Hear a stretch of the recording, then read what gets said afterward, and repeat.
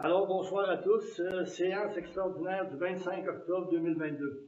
Procès verbal de la séance extraordinaire du Conseil tenue le 25 octobre 2022 à la salle du Conseil de l'Hôtel de Ville du Broughton et à laquelle les membres du Conseil suivants étaient présents.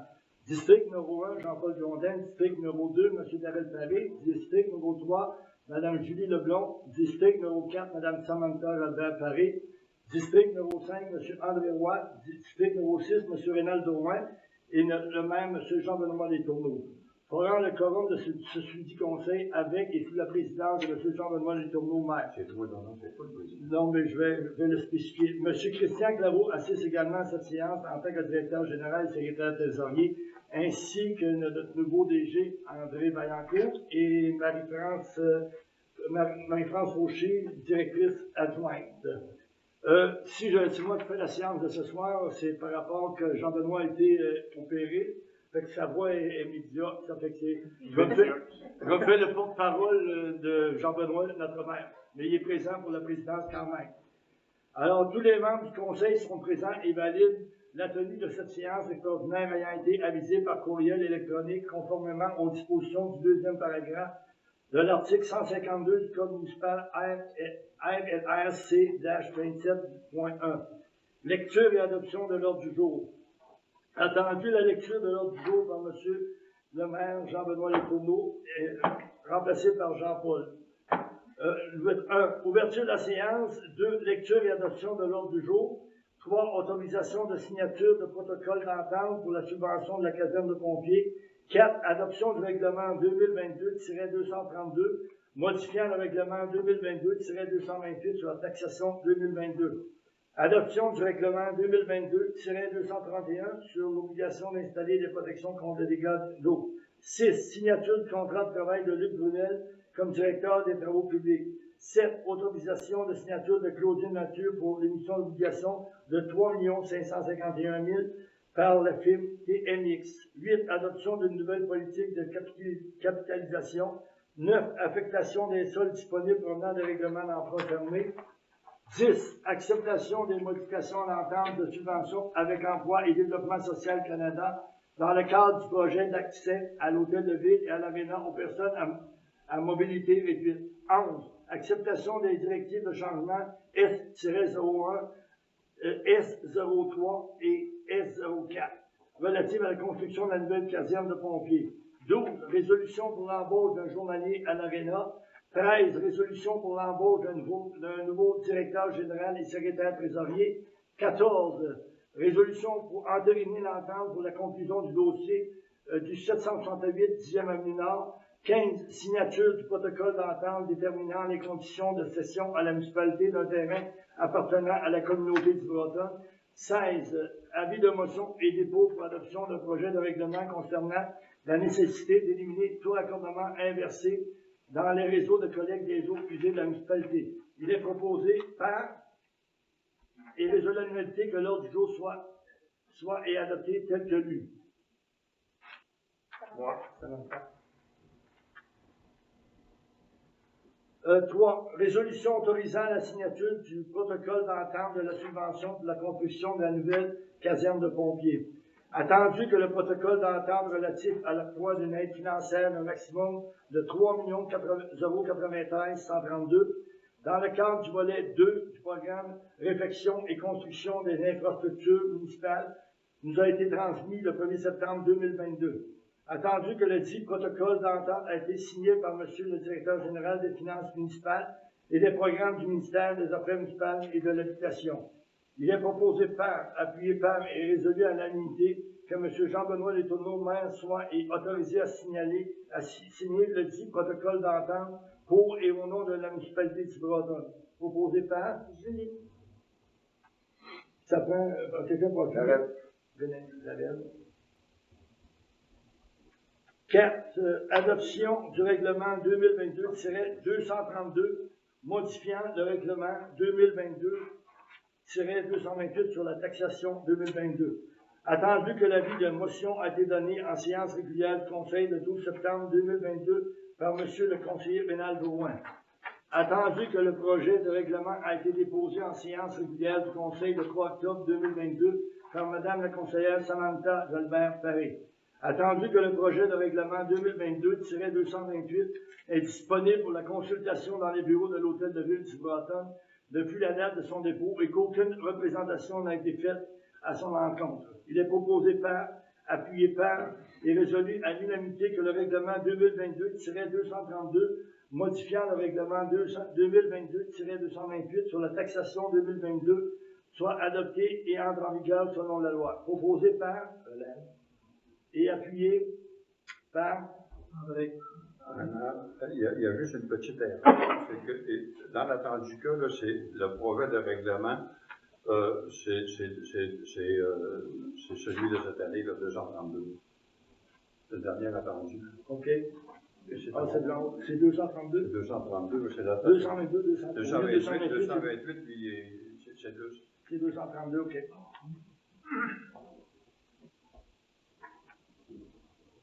Point 5. Adoption du règlement 2022-231 sur l'obligation d'installer des protections contre les dégâts d'eau. Attendu que l'avis de motion a été donné en séance régulière du Conseil le 12 septembre 2022 par Mme la conseillère Julie Leblond. Attendu que le projet de règlement a été déposé en séance régulière du Conseil le 3 octobre 2022 par Mme la conseillère Samantha Jalbert-Paré. Attendu que depuis la date de son dépôt, la proposition de règlement numéro 2022-231 est disponible pour la consultation dans les bureaux de l'Hôtel de Ville du Breton et qu'une copie se trouve sur le site Internet de la municipalité à l'adresse www.municipalitéisbreton.com. Attendu qu'aucune représentation n'a été faite à son encontre. Il est proposé par M. André Roy, appuyé par Mme Samantha Jalbert-Paré et résolu à l'unanimité que le règlement 2022-231 sur l'obligation d'installer des protections contre les dégâts d'eau soit adopté et entre en vigueur selon la loi. Adopté. Point numéro 6. La proposition, là, ouais, mais on va copier-coller encore. Vu que ça a déjà été proposé, puis secondé, appuyé, là.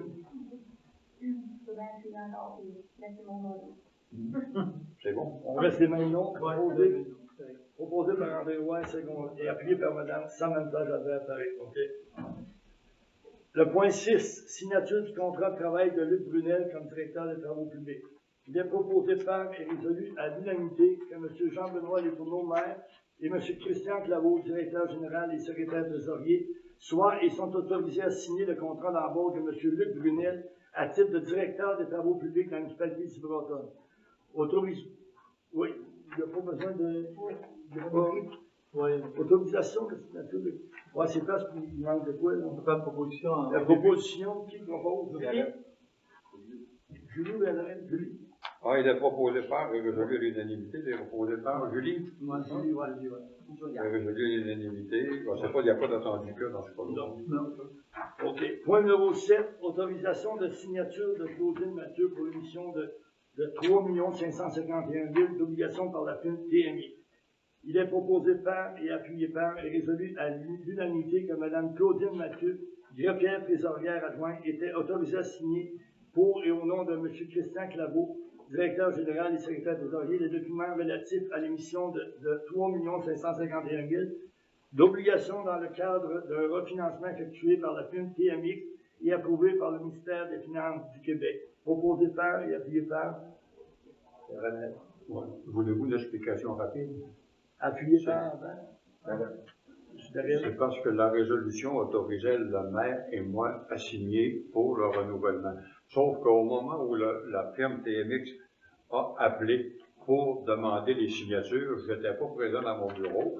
J'étais à l'extérieur en faisant d'autres choses. Alors, Claudine, sans se poser de questions, a signé à la place. Alors, on s'est entendu, après en avoir parlé, j'ai ensuite appelé le ministère des Finances et le TMX pour expliquer la situation. Ils m'ont dit, il n'y a pas de problème, on met une note au dossier. Mais après en avoir parlé avec le comptable, il m'a dit, bon, ben, tu serais probablement mieux de faire une résolution en proche théorie pour pas qu'on ait de problème au moment de la vérification financière l'année prochaine. Point 8, autorisation, adoption d'une nouvelle politique de capitalisation. Attendu. Point 8. Attendu que la municipalité de Breton doit capitaliser ses immobilisations en tenant compte des amortissements. Attendu que ces exigences font suite à la réforme de la comptabilité municipale du Québec. Il est proposé par, appuyé par et résolu à l'unanimité que la municipalité immobilise tout actif qui excède une valeur de 2500 pièces pour l'ameublement, l'équipement de bureau, la machinerie et l'outillage. Que la municipalité immobilise tout actif qui excède une valeur de 5000 pièces pour les travaux d'infrastructure.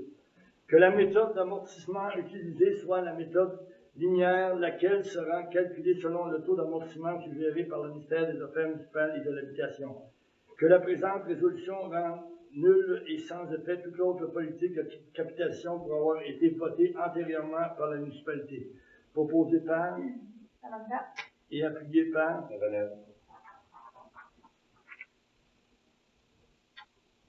9. Résolution autorisant l'affectation des sols disponibles provenant des règlements d'emprunt fermés. Attendu que la municipalité du Breton désire se prévaloir de l'article 8 de la loi sur les dettes et les emprunts municipaux qui prévoit que les sols disponibles de règlement d'emprunt fermé peuvent être affectés au paiement des échéances annuelles pour le remboursement de l'emprunt en capital et en intérêt. Attendu que la municipalité détient les sols disponibles aux états financiers provenant des règlements d'emprunt numéro 2016-192, 2014-165, 2014-163 et 2004-083, ainsi que du prêt relatif au soufflage. Attendu que le Conseil désire affecter une partie de la somme à budget d'opération pour le paiement des échéances annuelles pour le remboursement de l'emprunt et en intérêt de ce règlement. Il est proposé par et appuyé par et résolu à l'unanimité d'affecter annuellement le solde disponible des règlements d'emprunt numéro 2016-192, 2014-165, 2014-163, 2004-083, ainsi que du prêt relatif au souffleur, au remboursement de l'emprunt en capital et en intérêt jusqu'à épuisement du montant.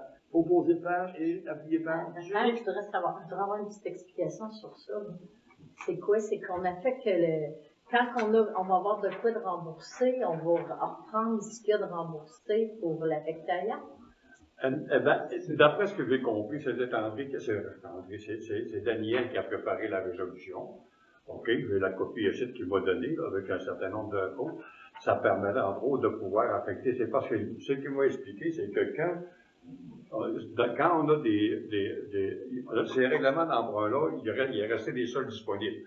Okay, par exemple, il y a des règlements d'emprunt qu'on continue à payer, mais on a payé l'ensemble du règlement d'emprunt, mais il y avait des soldes disponibles qu'on n'a jamais fait annuler. Alors, cet argent-là nous fait un peu comme rester dans nos budgets, tout en étant, on paye pour, dans le fond, ça fait partie du prêt, mais on les a jamais utilisés. Alors, il dit, ce que vous pouvez faire, c'est qu'on peut prendre les montants annuels qu'on a le droit sur chacun de ces règlements d'emprunt-là, le solde non affecté, puis le rabattre sur le déficit ou le passer comme étant un revenu dans le budget, ce qui permet de diminuer le déficit. Et pour cette année, par exemple, on diminuerait le déficit de 2021 de 393 000 avec ça. OK, mais on se trouve à emprunter. Hein? On se trouve à emprunter. C'est de l'argent qui était là. L'argent n'était pas servi. Elle est déjà empruntée, on paye pour dans ces emprunts-là. On paye pour, mais on ne l'a jamais utilisé. Et d'habitude, c'est la différence, là, c'est ce qu'il y a de. Justement, il n'est pas affecté. Il n'est pas affecté, mais il reste là qu'on aurait pu le fermer si on voudrait. C'est ça oui, bon, on pourrait fermer, mais lui, il dit qu'au lieu de le fermer, on l'affecte au budget. Ça veut dire que si on l'affecte, on va payer du capital et intérêt. Bon, on continue à payer, c'est ça qu'on dit d'ailleurs, qu'on va payer capital et intérêt, remboursement de l'emprunt et en intérêt de ce règlement. On va le payer. Là, ce qui arrive, il va se rentrer sur des vieux règlements d'emprunt, que là, on ne saura jamais quand ça va finir, parce qu'on vient toujours d'augmenter le vieux règlement d'emprunt. Ben, le vieux règlement d'emprunt, lui, on ne change pas le règlement, on paye déjà pour l'emprunt, est déjà là dans le prêt. C'est pareil comme si j'emprunte, mettons que j'emprunte une hypothèque de 100 000 pour une maison, mais que je fais ma maison à 80 000, mais je continue à payer mon 100 000 d'hypothèque. Il y a un 20 000 que je n'ai jamais utilisé. Il est autorisé, mais ça ne veut pas dire qu'on paye l'intérêt dessus le 100 000. D'habitude, on paye l'intérêt sur le 80 000, puis le 20 000 devient un solde disponible, qui nous permet de remprunter. Il nous permet de remprunter dessus, mais. En tout cas, moi, j'ai écrit. OK. C'est la proposition qui nous a été faite par les comptables de Raymond Chabot. Ça devait être pour baisser l'emprunt de cette année. Le déficit. Ouais. Déficit. Faut voir un peu. Qui propose? La municipalité peut toujours changer d'opinion l'année prochaine ou ouais. Alors, c'est proposé par Julie, appuyé par André. Ça va pour ce système-là, oui. 10. Acceptation des modifications à l'entente de subvention avec Emploi et Développement social Canada dans le cadre du projet d'accès à l'hôtel de ville et à l'aréna aux personnes à mobilité réduite. Attendu que suite à notre demande, l'entente de subvention avec Emploi et Développement social Canada dans le cadre du projet d'accès à l'hôtel de ville et à l'aréna aux personnes à mobilité réduite a été modifiée afin de permettre l'installation d'une plateforme élévatrice en lui et place d'une rampe extérieure afin de faciliter l'accès à la porte centrale de l'hôtel de ville. Il est proposé par et appuyé par et résolu à l'unanimité que la modification à l'entente décrite au préambule de présidence soit et est acceptée. Que M. Jean-Benoît Letourneau, maire, et M. Christian Clavier, directeur général et secrétaire trésorier, ou Mme Marie-France Fauché, directrice générale adjointe, soient et sont autorisés à signer le document ESBC EMP 5585 2019-11-13F officialisant la dite modification pour et au nom de la municipalité de Silverton. Proposé par l'appui d'Ariel. Le document est ici, si vous voulez le consulter, il est déjà signé par les trois personnes. Et appuyé par 11. Résolution sur l'acceptation des directives de changement S-01, S-03 et S-04 relative à la construction de la nouvelle caserne de pompiers. Attendu que DG3A Architecte présente au Conseil municipal du Breton et de la paroisse de Sacré-Cœur de Jésus 3 demandes de changement. DDC-S-01, DDC-S-03 et DDC-S-04 en regard des travaux de construction de la nouvelle caserne incendie. Attendu que ces demandes visent la modification de certains travaux et matériaux ainsi qu'un rajustement de prix à la baisse de 2 389 000 2389 et 69. Oui, super, oui. Attendu que DG3A architecte recommande aux municipalités de les accepter. Là, c'est pour faire un test pour voir si ça suivait. Il est proposé par et appuyé par et résolu à l'unanimité d'accepter les demandes de changement DDC-S01, DDC-S-03 et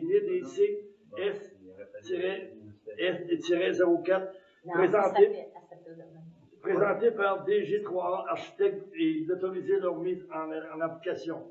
Proposé par et appuyé par André. Darel et André. André, Darel. Oui, petite explication si vous voulez. C'est que dans les directives de changement qui nous sont envoyées régulièrement, bon, il y en a, on sait, il y en a qui ont été coûteuses, c'est des premières qu'on a faites, mais là, ils nous en avaient envoyé 3 autres. C'est une qui c'est concernant le renfort des têtes, des rideaux, des murs, rideaux, des portes de garage, en tout cas. Ça, c'est une diminution de 2389,69 du prix qui était prévu, parce qu'il y a eu une petite modification dans le renfort des têtes des murs rideaux, les têtes des murs rideaux. Après ça, il y en a un autre, c'est au niveau des matériaux de construction du pluvial, une modification des détails cadrés du cadre de la porte de garage. Ces 2 modifications-là qui ont été faites au début d'architecture, mais qui ne représentent aucun changement de coût. Alors, la différence, en fait, c'est qu'on gagne un petit crédit de 2 389$ sur l'ensemble du projet, qui représente un différentiel de 0,065%. Donc, 65 millièmes de 1%. Oui. Mais au moins, c'est une bonne nouvelle. Article 12.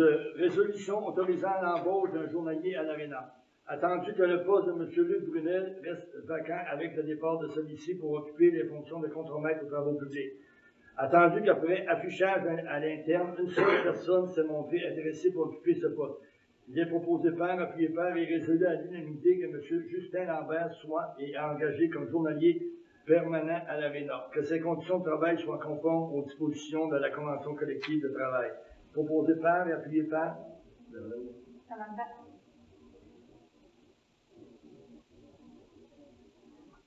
13. Résolution autorisant l'embauche d'un nouveau directeur général et secrétaire trésorier. Attendu que M. Christian Claveau, directeur général et secrétaire trésorier, quitte ses fonctions le 28 octobre prochain. Attendu que suite à la publication du poste 3, candidats ont été retenus pour passer en entrevue. Attendu que les 10 candidats ont été reçus en entrevue par M. Jean-Benoît Letourneau, maire, M. Jean-Paul Grondin, conseiller, Mme Marie-France Auger, directrice générale, adjoint, et M. Marc-André Paré, adjointe, et M.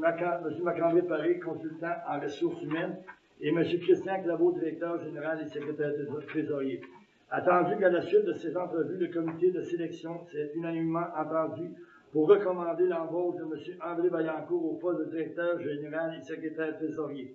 Il est proposé par, appuyé par et résolu à l'unanimité que M. André Vaillancourt soit et est engagé à titre de directeur général et secrétaire trésorier de la municipalité d'Ivre-Bretonne, que la date de son entrée en fonction soit déterminée conjointement entre les parties, que ses conditions de travail fassent l'objet d'un contrat qui devra être signé entre les parties aussitôt que faire se peut, que sa permanence soit assujettie à une période de probation de 6 mois. Proposé par et appuyé par. Rajoutons aussi peut-être que la signature du contrat se ferait par le maire.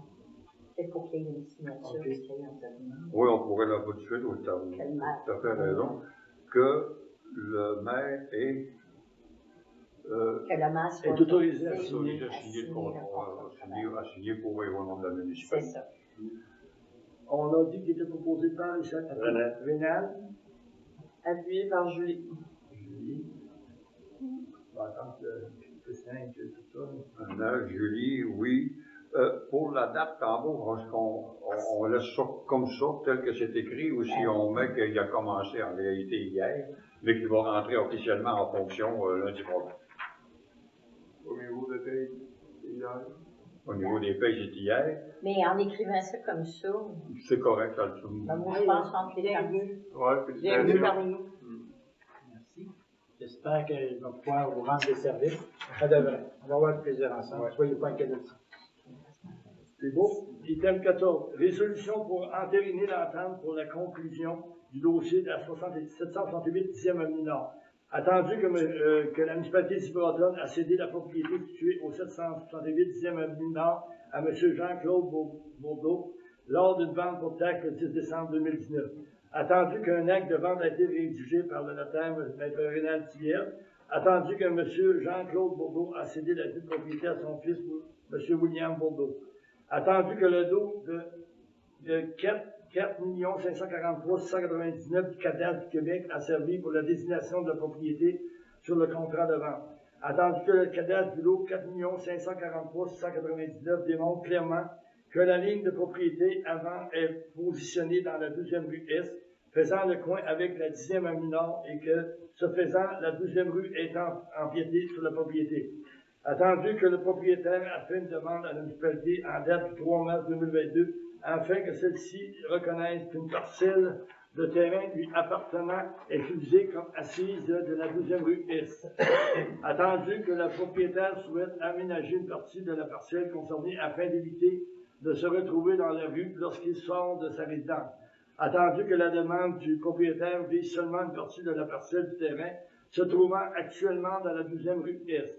Attendu que la parcelle faisant l'objet des présentes mesure environ 5 mètres, 16 pieds, sur le coin longeant la 10e avenue Nord. Attendu que le propriétaire consent à diviser la dite parcelle de façon à ce que la municipalité conserve environ 2 mètres sur le 5 mètres, dont il est question au précédent paragraphe le tout faisant l'objet d'un contrat notarié qui sera à la charge de celle-ci. Attendu que la nouvelle ligne de propriété devra être validée par un arpenteur géomètre et que les frais d'arpentage seront à la charge du propriétaire. Attendu que la présente entente sera rendue valide seulement après que toutes les taxes et obligations aient été acquittées par le propriétaire. Il est proposé par, appuyé par et résolu à l'unanimité que soit acceptée la demande de M. William Bourdeau à l'effet de subdiviser une parcelle du terrain de sa propriété située au 738 10e avenue Nord, qui sera retournée à la municipalité de Breton, afin que soit régularisée la localisation d'une portion de la 12e rue Est qui passe actuellement sur le dit terrain. Que le tout fasse l'objet de travaux d'arpentage qui seront aux frais du propriétaire, que les frais de notaire reliés à la parcelle récupérée par la municipalité soient à la charge de celle-ci, que M. Jean-Benoît Letourneau, maire, et Mme Marie-France Gaucher, directrice générale adjointe, soient et sont autorisés à signer tous les documents relatifs au présent. Alors, il est proposé par et résolu et appuyé par André. Proposé par André et appuyé par Julie. Que le tout fasse l'objet des travaux d'arpentage qui seront aux frais du propriétaire. Du propriétaire ou de l'acquéreur? Lui proposait, en fait, c'est la proposition que j'ai ici, qui vient de lui, qu'on a discuté, et puis que lui, il disait, OK, moi, on va prendre les frais d'arpentage si vous prenez les frais de notaire. Mais je crois bien que c'est la raison, c'est l'acquéreur qui paye, et non pas le propriétaire. Parce que là, c'est pas la municipalité qui va payer, là, pour les frais d'arpentage, c'est l'acquéreur qui va le payer. Parce qu'on va y vendre une partie de terrain. La municipalité vend une partie de terrain à M. Non, lui, il est déjà propriétaire du terrain. C'est nous autres qui sommes sur son terrain. Lui, alors, on a déjà vendu sa partie de terrain, là. Lui, il est propriétaire. En fait, il se trouve être propriétaire d'une partie de la rue de la 12e. Qui est sur le cadastre, est vraiment à lui, mais la rue passe dessus pour aller en piète 5 mètres sur son terrain qu'on lui a vendu. Fait que lui, c'est qu'il dit, moi, je vais garder 3 mètres en bas de ma galerie, puis je vous laisse encore un 2 mètres pour la 12e rue. Ça veut dire que donc, il nous coupe pas toute la rue au complet. Mais ce faisant, c'est sûr que lui, il dit, moi, comme propriétaire, je vais la faire panter. Je me garde une bande de 10 pieds à partir de ma galerie. Mais pour les frais de notariat, parce qu'il va falloir diviser la parcelle en deux puis la nommer, ben là, à ce moment-là, je vous demande d'assumer les frais de notaire. Puis quand on a discuté au caucus la dernière fois, ça avait été accepté comme idée. Donc le propriétaire a été élu parce qu'il a déjà acheté. On va le nommer. Moi, juste comme Oui, on peut le nommer aussi. On peut l'ajouter, ça coûte rien. au frais du propriétaire, William. Okay. Oui, on peut le rajouter, là, mais c'est pas propriétaire, lui le propriétaire, on l'avait en préambule. Ouais, Comment ça va? Attends un petit peu, jusqu'à se trouve, cette affaire-là, l'arpentage nous sera au frais du propriétaire, monsieur, donc, en fait, le propriétaire, c'est plus William, il se vendait. Ah oui, c'est William. Oui, c'est lui son fils.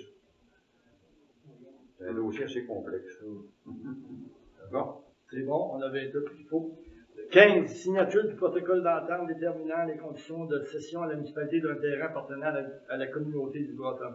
Attendu que la volonté de la fabrique Saint-Esprit d'Impanto est de revoir les terrains lui appartenant à la communauté de Sacré-Cœur de Jésus et du Breton, qui sont soit en location et en faisant l'objet d'un bail amphithéotique.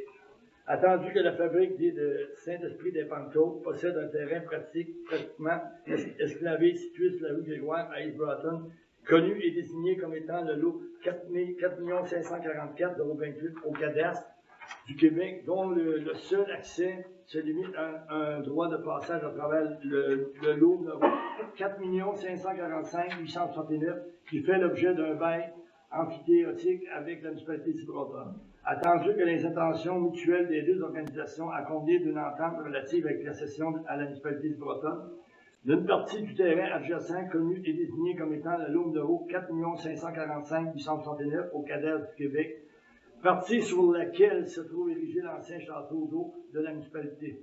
Attendu que la fabrique Saint-Esprit des Pentecôtes demande à la municipalité de Breton de faire les démarches nécessaires avec l'arpenteur en compensation des sommes dues et du coût de la réalisation du bail. Il est proposé faire et résolu à l'unanimité que le préambule ci-dessus fasse partie intégrante des présentes. Que la présente entente définisse les conditions relatives à la cession d'une partie du terrain situé sur la rue Grégoire à Breton. Qu'avec la résiliation du bail, le terrain portant le numéro 4 545 169 soit divisé en deux nouvelles entités. La parcelle où se trouve l'ancien château d'eau devant la propriété de la municipalité de Breton, alors que le reste mesurant approximativement 50 mètres de profondeur par 42,67 mètres restera propriété de la fabrique Saint-Esprit des Panteaux.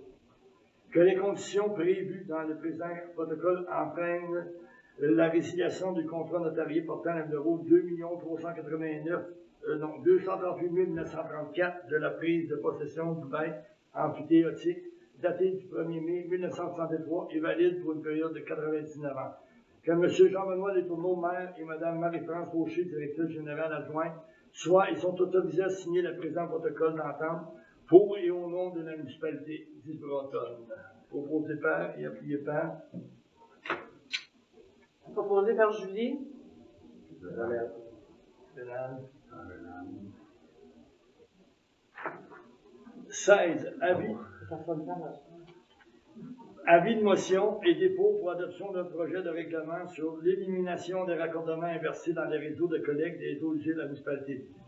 Avis de motion donné par que la municipalité d'Isle-Bretonne dépose pour adoption un projet de règlement concernant la nécessité d'éliminer tout raccordement inversé dans les réseaux de collecte des eaux usées de la municipalité. Le projet de règlement déposé pour adoption sera disponible pour consultation au bureau. Il décrète ce qui suit. On n'est pas obligé de toute la vie. Non. Non, ok. Ça fait que ça prenait juste l'avis de motion est donné par. Ça prend Bénal. Une motion par Bénal. Est-ce qu'on doit donner des explications là-dessus? Après. Hein? Après. Je m'en vais où après ça, l'article. Tu t'en vas à l'article 9. Il y a un autre proposé plus loin un petit peu. Là. Oui, mais ça va être quand on va préparer le vrai règlement. OK. Là, vous le lisez tout, mais ça va être préparé. Oui, L'article 2, une résolution. ça va tout avec ça. Oui. Mais ça va être le règlement. Ça, c'était le dernier. 8 articles. C'était le dernier thème, ça. Ça va seconder. Non, Ça concerne ton bureau. Non, il reste l'article 9. Ah, il reste, l'article 9 est correct, il reste la levée de serre. Oui, Non, c'est comme tout ça dans le règlement, mais là, il y a la levée de la serre. Fait que, entrer en vigueur, le présent règlement, Ça, on laisse non, passer. ça va être quand il va OK. être. Ça fait qu'il reste bien qu'à lever la réunion. Ouais, on aurait dû mettre un point 17. Ouais. 17 c'est ça. de l'Assemblée. Ouais. C'était mon ancien point 16, mais quand il y a eu l'autre, il a oublié de remettre un point 17. Et puis, la prochaine Assemblée sera le 7 novembre 2022. C'est ça? Oui. Prochaine Vous avez l'Assemblée proposée par. Oui, c'est vrai. La prochaine séance, le 7 novembre, à 19h30. Quelle heure il est, Il est 20h05.